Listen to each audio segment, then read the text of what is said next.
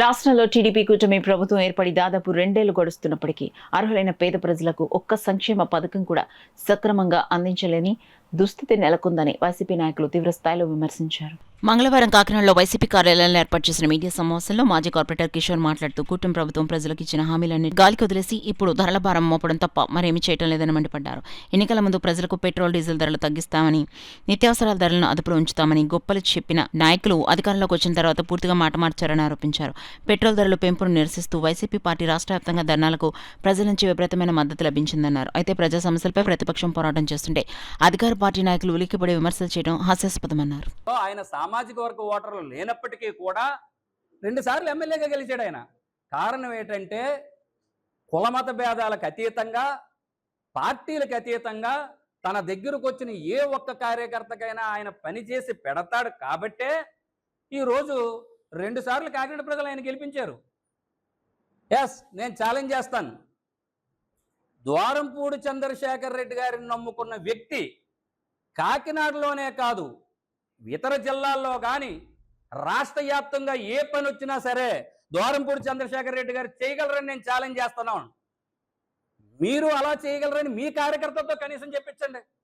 ఈరోజు అక్కడ పరిస్థితి ఏంట్రా అంటే, కాకినాడలో ఎవరికైనా సమస్య వస్తే ముందు వెళ్లాల్సింది స్థానిక ప్రజాప్రతినిధి ఇంటికి, ఎమ్మెల్యే ఇంటికి వెళ్తారు. ఇక్కడ పరిస్థితి ఏంట్రా అంటే ద్వారంపూడి చంద్రశేఖర్ రెడ్డి గారి దగ్గరకు వస్తున్నారు. అది మీ సర్వీసు. ఏదో మూడు పార్టీలతో కలిసి ఈవీఎంల మాయతోటి గెలిచినంత మాత్రాన ఆ సంబరాల నుంచి ఇంకా మీరు బయటికి రాలా. ఈరోజు పరిస్థితి మీ ఇంటికి వచ్చి కూడా ఏదైనా పని అడగాలి అంటే మీ ద్వారా అవ్వక ఈరోజు నీ అన్నగారు అయినటువంటి సత్యనారాయణ గారి దగ్గరకో లేదా ఆయన కుమారుడు వనమాడు ఉమాశంకర్ గారి దగ్గరికి వెళ్ళి పనులు చేయించుకున్నారు. కాబట్టి మీ కార్యకర్తలను అడగని చెప్తారు. మీ ఇంటి గుమ్మం కంటే ఆ వచ్చి 40-50 మందిలో ఆయన ఇంటి గుమ్మం దగ్గర ఎక్కువ ఉన్నారు జనాలు. అక్కడే పనులు అవుతున్నాయని ఆనందపడతా ఉన్నారు.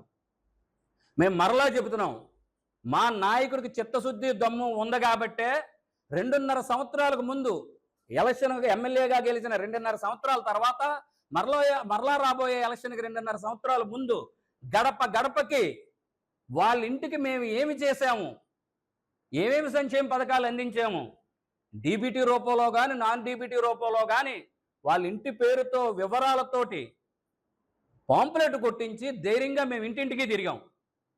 మీకు దమ్ముంటే 2 సంవత్సరాలు మీ పాలనలో ఈరోజు మీరు వెళ్ళి ఏ ఇంటికైనా మాకులాగా మీ ఇంటికి ఇదిగో ఇది చేసాం మేమని చెప్పి పాంప్లెట్ పట్టుకొని తిరగండి.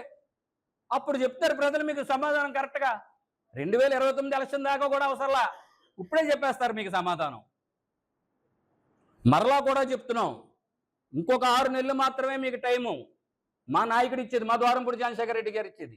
ఎందుకంటే ప్రజలు మీకు ఇచ్చారని మీరు అనుకుంటున్నారు, ఈవీఎంల మాయతోటి గెలిచారని మేము అనుకుంటున్నాం. ఏదేమైనప్పటికీ అవకాశం మీకు వచ్చింది కాబట్టి 2.5 సంవత్సరాల పాటు మీరు పేద ప్రజల తరపున రాష్ట్ర ప్రజలకు చంద్రబాబు నాయుడు గారు అవ్వచ్చు, కాకినాడకు మీరు ముఖ్యంగా కొండబాబు గారు ఈ 2.5 సంవత్సరాలు ఏం చేస్తారో చూసి తదుపరి మేము ప్రజల్లోకి వస్తాం.